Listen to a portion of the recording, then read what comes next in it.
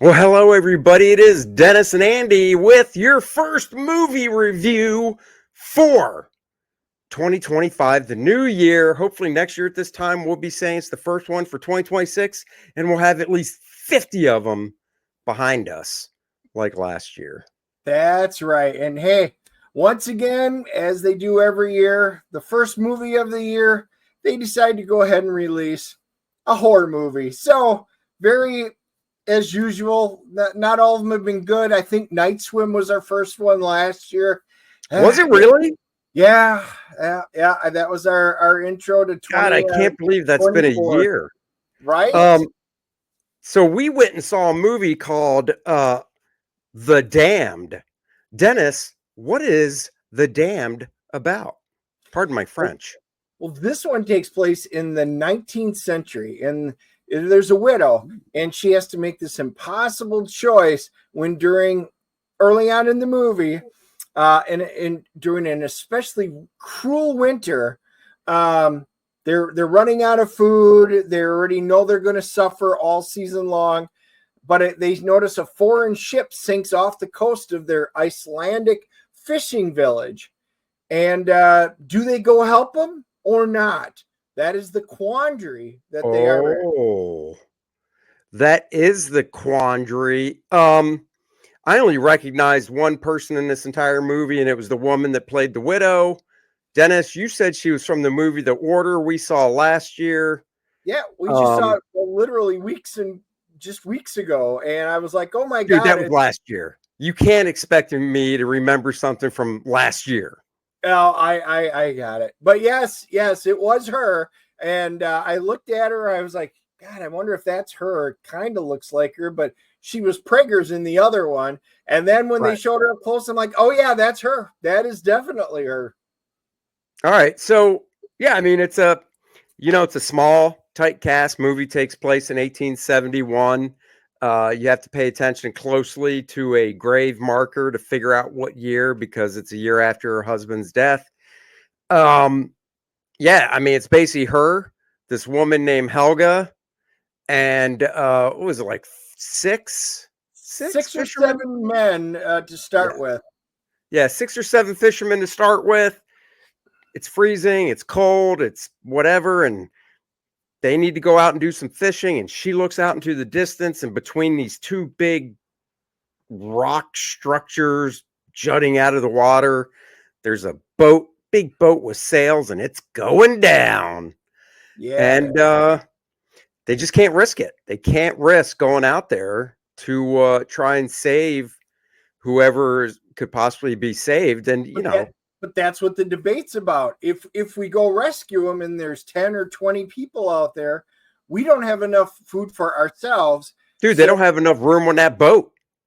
Right, but that's what I'm saying. But I'm just saying, for the winter, even if they shuttled them in, they don't have enough food for themselves, much less 20 people. And the ship sank, so it wasn't like they were going to get a whole lot of food out of them. They were doomed for sure. Yeah. So, that's just the way it goes. And then later on, she comes across, she's walking on the beach, and she comes across basically a barrel, and they cut the inside, and there's food in it, and it's good. So, and fishing is sucked. So they're like, all right, let's venture out and see if we can find anything else floating out there, basically, is what they decide to do. Yep. And they wind up going out fishing. They wind up getting this huge catch. They're all excited. They decide it's time to go party. And they wake up the next morning and with a hangover, and all the food's gone. Literally all the food. You left out a pretty big chunk there. They go out. I thought you were going to pick it up from there. They go out to investigate to see if there's any more stuff floating around the wreckage. And there happens to be a few guys hanging on to one of the rock outcroppings. And they're like, oh, crap. Start rowing back. We don't have room, and they're going to tip us and all this. Long story short, they do make it back. They end up having to take a couple guys out that are trying to climb in the boat. They suffer a casualty. But And then it picks up where Dennis said, but then they're walking the beach again, and some of the dead bodies floated up on shore. So, I mean, they're not just going to leave them there. Yeah. Yeah, they didn't either. They built little coffins for them. And, which, by the way, it was only you and I in the theater. So we could have had a conversation during the whole thing. It was just the two of us. I almost tapped you and said, where'd they get all that wood? And man, they built those quick. They did build them quick. They built 6 coffins. They built 6 coffins, and they weren't like shitty looking. Like the wood was, I mean, they weren't like what you see today, obviously, but the wood was cut. Yeah. I was like, where'd those come from? So I will say this: the movie overall, it's special. It's there's no green screen or very little. It's mainly practical special effects. The scenery, the setting that they're in is absolutely beautiful. Yep. Even the weather stuff that they have going on. But sometimes it's hard to see, and there's a creature, and they warded off the evil spirits. Helga does, and or they try to, and that's kind of the crux of this. These evil spirits are coming to haunt them because they made a bad choice and they let them die. So the spirits are going to get revenge. So, that is the crux of the movie. And there are jump scares in this. Those don't bother me, but there were jump scares. There was some really cool, eerie things where somebody's in the corner and you can kind of see them with the little candlelight or the torchlight. I mean, the mood, it was moody. It was atmospheric. You can't really, I mean, the acting was fine. She did a great job. The guys, the fishermen, I mean, I'm sure if I IMDb'd it, I might go, oh, I recognize that guy, cleaned up and whatnot. Most of them, they did not look like actors that they pulled out of Hollywood. No. These all looked very much like Icelandic fishermen. Yeah, and they did. And honestly, their performances were fine. There was no, they're not like award-winning performances, but they didn't pull me out of the movie at any point going, oh my God, they're just not selling me on this. Yeah. The movie's only an hour and a half long.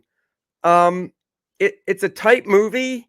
It felt to me a little longer than an hour and a half. It did for me too. It did kind of sod along there a little bit. And I was like, it was slow in parts, but it was, in this case, it isn't just a slow movie. It was purposely slow, right? Because they're trying to build towards a mood and an atmosphere, and it succeeded. But there were a couple of parts where I went, ooh, especially one I'm like, I got to go to the bathroom. So I was like, I got back. No, I didn't miss anything. So it was good. You did not. Yeah.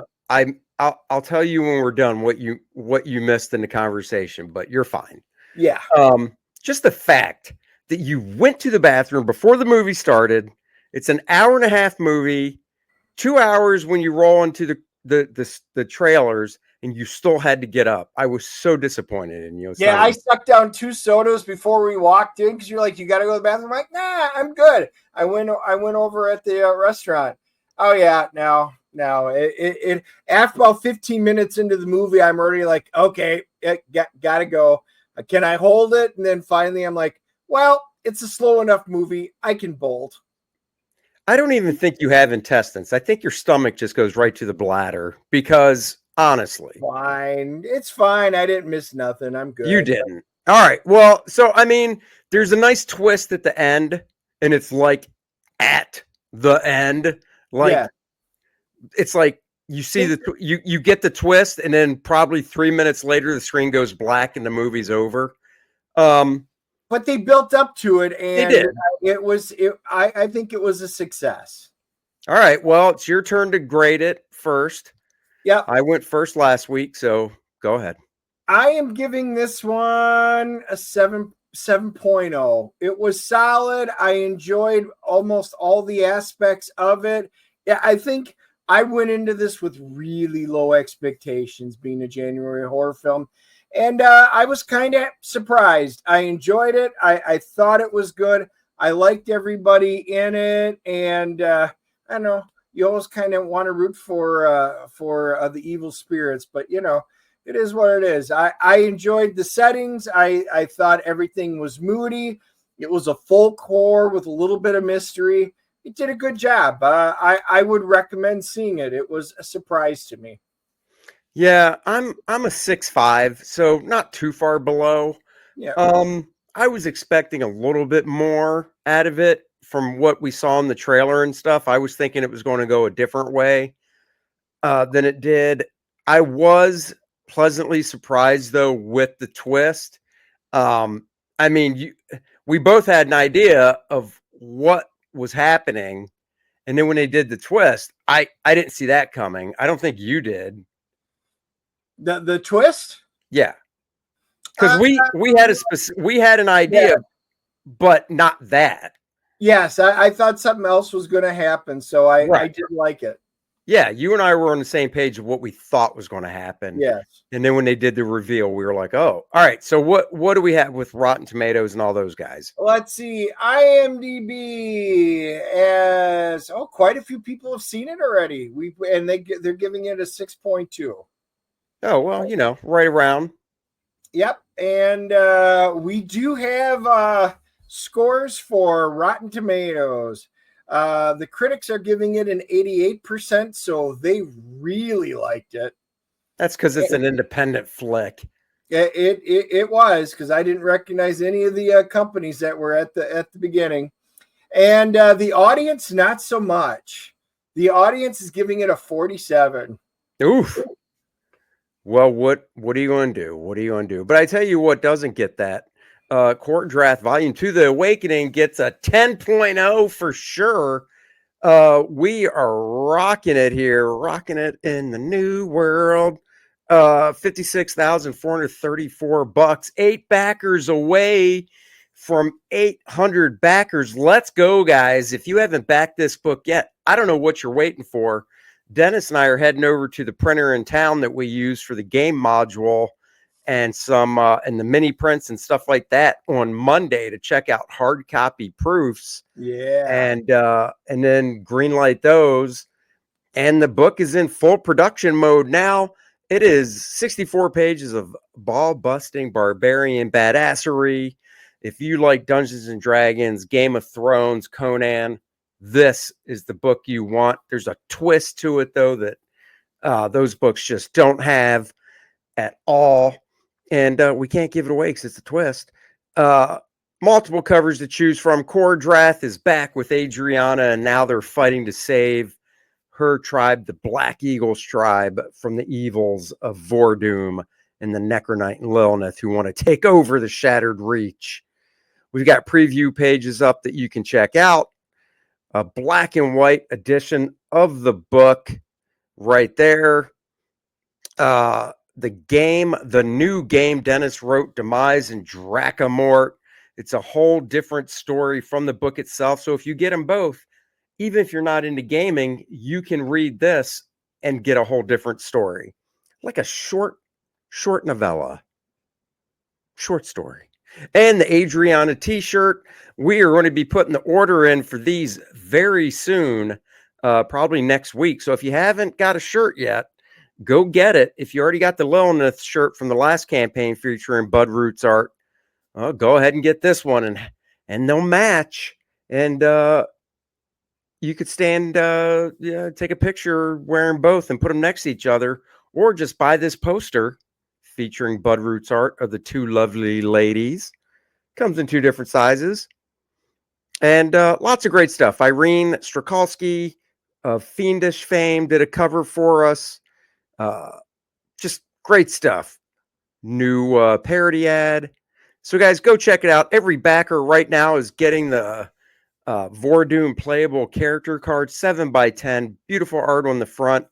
Playable stats on the back. And we hit 60 grand. Everybody will get a beautiful print featuring Bart Sears and Dan Lawless's cover art to the game module. So, guys, go check this out. Time is running out because we will be closing it in February. So don't miss out. Check out Kor-Drath Volume 2, The Awakening. And if you didn't get Volume 1, there is a catch-up tier with a new Budroot cover. Next Wednesday, we will be back with a first-time guest, a rather well-known political cartoonist is going to be joining us. I'm going to leave it there. Let you guys wonder And who it we could already be. know our Thursday movie. And our Thursday movie is what? Wolfman. Yeah, and it's not the biopic about Wolfman Jack. Nope. It's the new Wolfman. We'll see how it goes, and that review will drop on Friday. So until then, have a great weekend. Be safe. And there you go, guys. Bye-bye, everybody.